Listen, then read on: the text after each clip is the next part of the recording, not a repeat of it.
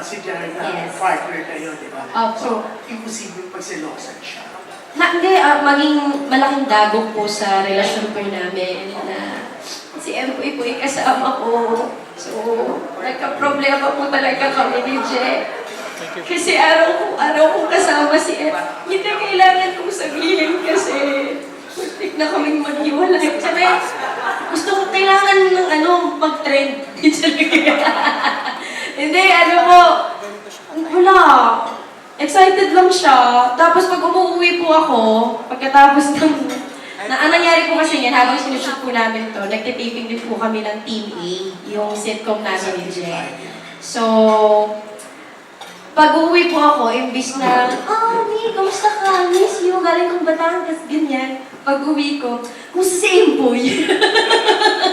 Si Empoy yung tinatanong niya kung kumusta yung mga eksena, masaya ba, okay ba, ganyan. Sabi ko, Dali lang, meron ba kayong asong namatay na kamukha ko? Ha? Oo. Goldfish. Ayan po. So, excited siya to watch. Yes, he's very excited. He's very supportive about it. And wala naman po naging problema. Diyos ko po. Ito pa ba?